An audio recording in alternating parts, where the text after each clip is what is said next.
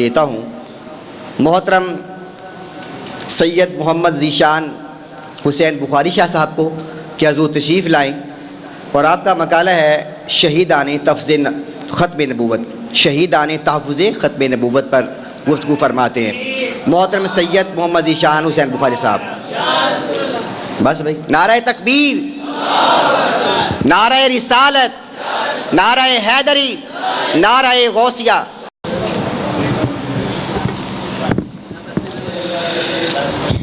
نحمدہ ونصلی ونسلم علی رسولہ النبی الکریم، اما بعد فاعوذ باللہ من الشیطان الرجیم، بسم اللہ الرحمن الرحیم۔ قل ان کان آباؤکم وابناؤکم واخوانکم وازواجکم وعشیرتکم واموال اقترفتموها وتجارة تخشون کسادها ومساکن ترضونها احب الیکم من اللہ ورسولہ وجہادا فی سبیلہ، صدق اللہ المولانا العظیم۔ معزز و محترم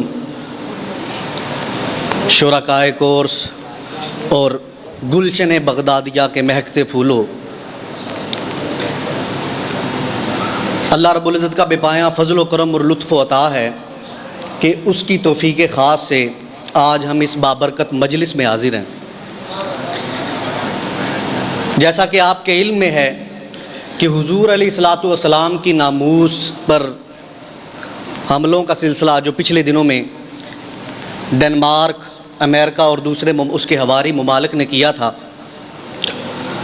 اس سلسلے میں پوری دنیا کے مسلمان تڑپ اٹھے تھے اور ایک عالمگیر احتجاج وجود میں آیا تھا،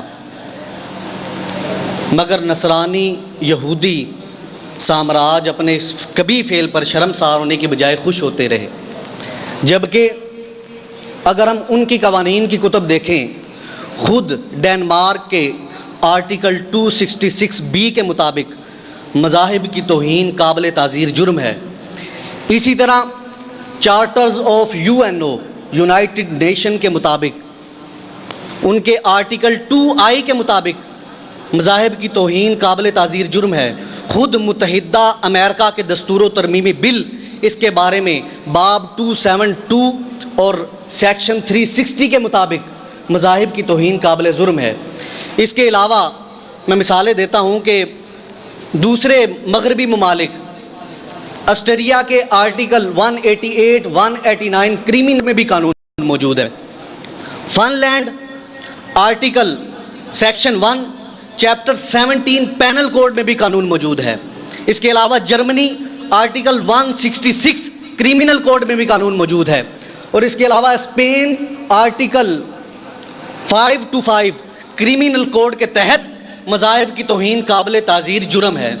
مگر نصرانی اور یہودی سامراج جب مسلمان احتجاج کرتے رہے، اس کے نتیجے میں وہ خوش ہوتے رہے اور ایک دوسرے کی داد رسی کرتے رہے۔ شاعر نے کہا تھا، نصرانی یہودی سامراج واشنگٹنی ہو کے ناروی نژاد آپس میں ایک دوسرے کو دے رہے ہیں داد، یوں کھو گئی ہے یورپی اقوام اعتماد، حیا علی الجہاد تعالوا علی الجہاد۔ یہ تو اس کے علاوہ جب مسلمانوں نے احتجاج کیا وہ شرمسار نہیں ہوئے، اس کے بجائے امریکہ کیا کہتا ہے کہ فریڈم آف جرنلزم پر ہم یقین رکھتے ہیں، آزادی اظہار رائے پر ہم یقین رکھتے ہیں۔ اگر نازیبا خاکوں کی اشاعت کی گئی تو یہ آزادی اظہار رائے کا ایک طریقہ ہے۔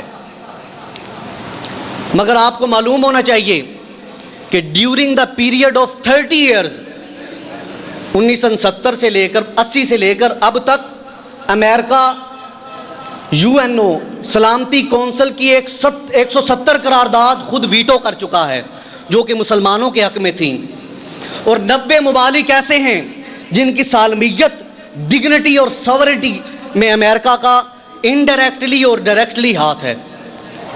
اور امریکہ when you controlled 170 when you veto 170 resolution that passed to UNO for the benefits of Muslims, then frustration will create fundamentalism, fundamentalism create terrorism.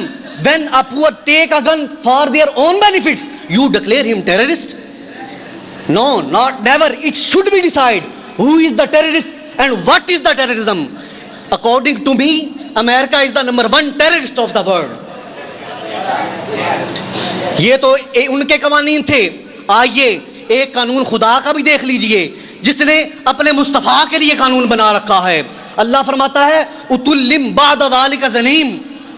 جہنمیوں تمہارے قوانین تو خود وہ بھی جہنم کا ایندھن ہے اور تم خود بھی جہنم کا ایندھن ہو.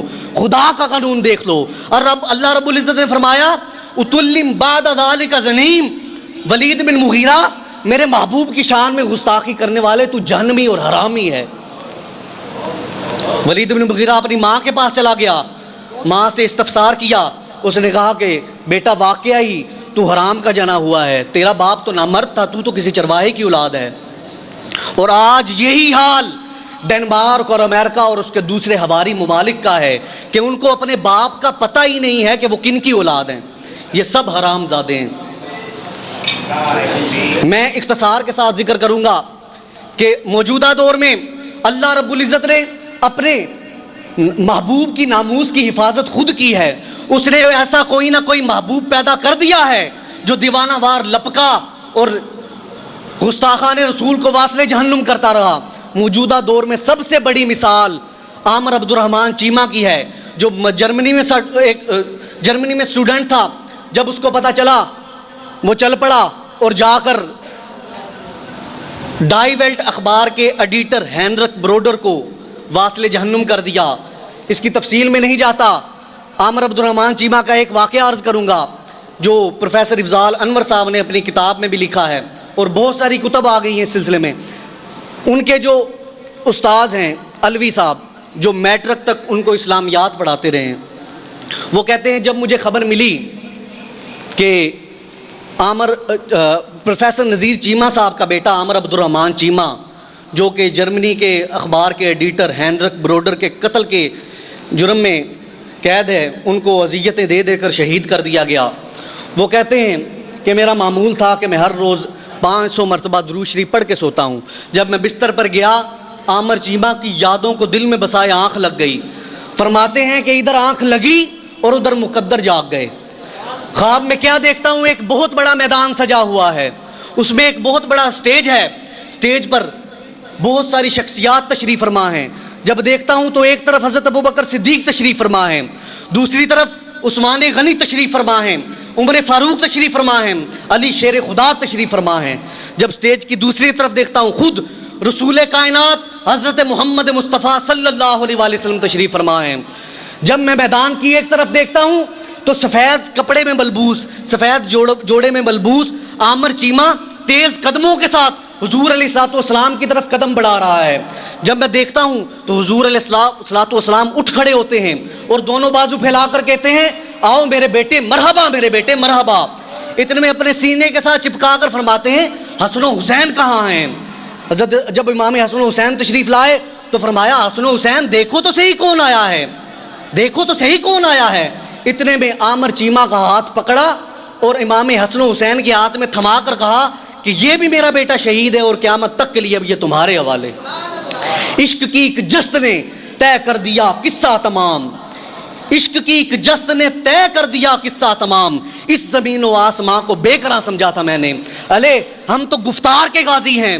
آؤ اگر کسی نے کردار کا غازی دیکھنا ہو جاؤ لاہور کی سرزمین پر, محلہ چابک سوارا, محلہ سرفروشاں کے 21 سالہ کڑیل جوان میاں تالے مند کے بیٹے اور میاں محمد دین کے بھائی, جو اس وقت میانی صاحب کے قدیم قبرستان کے ایک گوشے میں سفید لحاف اوڑے پہلی رات کی دلہن کی طرح محو استراحت ہے, جسے دنیا غازی علم الدین شہید کے نام سے جاتی ہے. اسے دیکھو.